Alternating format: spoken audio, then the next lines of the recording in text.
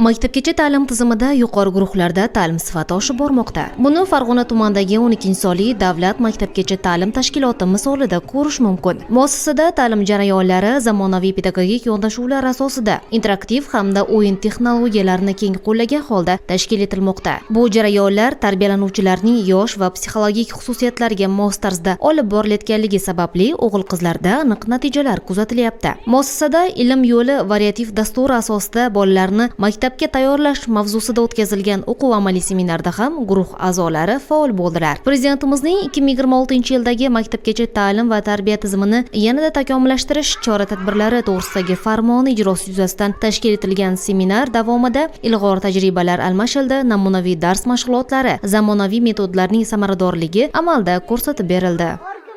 Bugungi kunda prezidentimizni maktabgacha ta'lim tarbiya tizimini yanada takomillashtirish chora-tadbirlari to'g'risidagi farmonlari asosida tashkilotlarimizda juda samarali ishlar amalga oshirilyapti.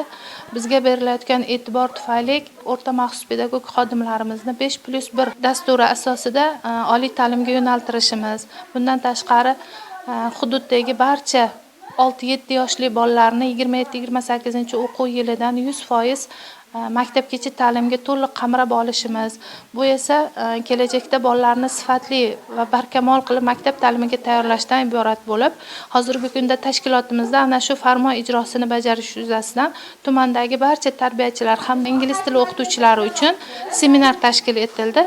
Seminardan asosiy maqsad bolalarimizni maktab ta'limiga sifatli tayyorlash hamda ularni kelgusidagi maktab ta'limida qiynalmasdan bilim olishlari, o'z ona tilimizdan tashqari xorijiy tillarni ham mukammal o'zlashtirishlari uchun xizmat qiladi. Seminarda tumandagi barcha maktabgacha ta'lim tashkilotlarining yuqori guruh tarbiyachilari ishtirok etdilar. Dars jarayonlarida turli yo'nalishlar qamrab olindi. Xorijiy til mashg'ulotlarida hasharotlar mavzusi asosida bolalarning so'z boyligini kengaytirishga e'tibor qaratilgan bo'lsa, nutq o'stirish mashg'ulotlarida gulzorga sayohat mavzusi orqali bolalarning og'zaki nutqi, tasavvuri va mustaqil fikrlashi rivojlantirildi.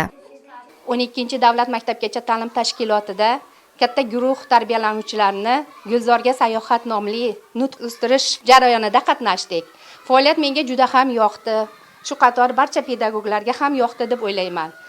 Pedagog o'z maqsadiga erishdi deb o'ylayman. Chunki bolalar bilan olib borayotgan jarayoni juda qiziqarli, mazmunli bo'lib o'tdi. Mana STEM texnologiyasi bo'yicha barcha faoliyatlarda mana shu markazlarga bo'lib o'tdi. Bolalarga o'zini hali izlanishi, o'zini chiroyli muomalasi va harakatlari bilan maqsadiga yetdi-da. O'quv amaliy seminar davomida tarbiyachilarning mashg'ulotlarini olib borish metodikasi ishtirokchilar tomonidan diqqat bilan kuzatildi. Zarur tavsiya va ma'lumotlar qayd etib borildi. Endilikda tarbiyachilar ushbu tajribalarni o'z ta'lim muassasalarida ham qo'llab, mashg'ulotlarni samarali tashkil etish imkoniyatiga ega.